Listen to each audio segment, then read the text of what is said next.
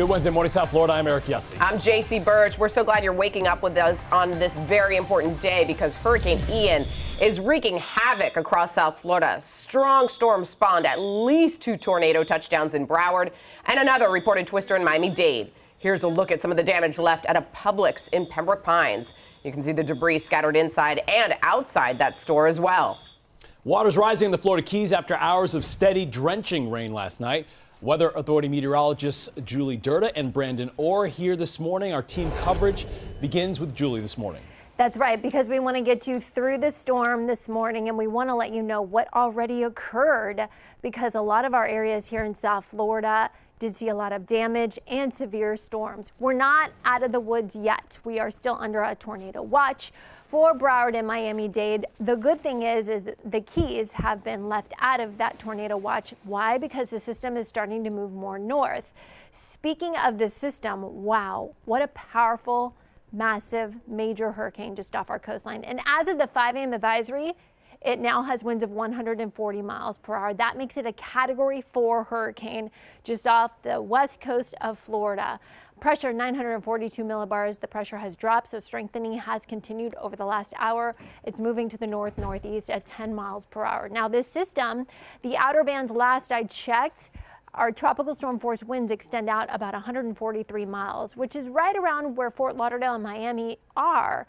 And as of this morning, we're just going to continue to watch those bands wrapping around the center of what is now a Category 4 hurricane. So again, you heard me mention at the top of the hour, we have the tornado watch that is extended to 5 p.m. for Broward and Miami-Dade and further north as the weather is going to continue to deteriorate for them. We also have the flood watch in effect because more downpours on top of our ground that's already so saturated. Some areas receiving anywhere between 5 to 8 to 10 inches of rain over the last 24 hours. We could see some flash flooding concerns. As of now, right now on the radar Parkland, we've got a downpour lifting towards the north over 441. We have a storm right over Coral Springs. We have Pompano Beach in towards Fort Lauderdale, Davie right over Cooper City, right over North Miami. We've got some downpours, 5th Street as well. Going into the lower Keys, we got a few more downpours, but you're noticing this morning the bands are not bringing us widespread precipitation like what we saw yesterday. But embedded in those storms, wind gusting. Look at that.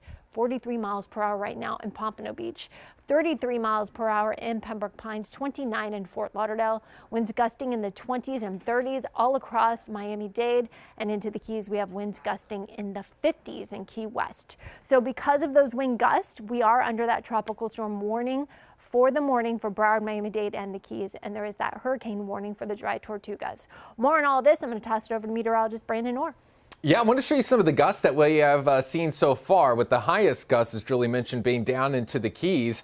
There is a lighthouse not too far away from Key West, about 14 miles to the northwest of Key West. Picked up a wind gust of 95 miles per hour. In Key West, the highest gust I've seen is close to 80. It was 79, and that was measured at the International Airport. Other parts of the lower Keys also coming in close to 70 miles per hour. But even as you go farther north along the Keys, look at Isla Mirada, some wind gusts over 50 miles per hour there. And we've seen some of these high gusts over 50 miles per hour at times through Broward and Miami-Dade. So we have seen some power outages. In fact, FPL was reporting more than 7,000 customers without power in Broward. That number jumps to more than 15,000 FPL customers, at least in Miami-Dade. So those numbers will likely continue to grow a little bit as we see the highest gust yet to come in Miami-Dade and Broward. And that's one of the biggest headlines for you in Miami and Fort Lauderdale, is that these wind gusts up to 60 miles per hour will start picking up after sunrise and will peak late this morning through about midday.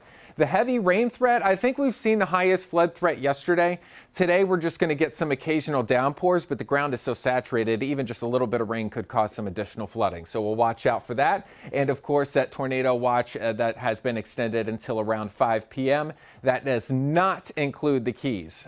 So the tornado watch is just for Miami-Dade and Broward and points to the north. The Keys is where we're getting the highest wind gusts up to 75 miles per hour. Check out the storm surge, especially going into Cape Coral, Fort Myers, Myers, that is going to be ground zero for most of the storm surge with the storm system of up to around 12 feet. We have seen an increase in the forecasted storm surge to 3 to 5 feet in parts of Key West, though. Upper Keys about 2 to 4 feet. In fact, I did check the tide gauge in Key West, and we have had so far the third highest storm tide on record. It falls just below Hurricane Irma. That was back in 2017. We all remember that one well. And of course, you remember this one well into Key West. That was Wilma back in 2005. So we've already seen some pretty significant storm surge in parts of the area.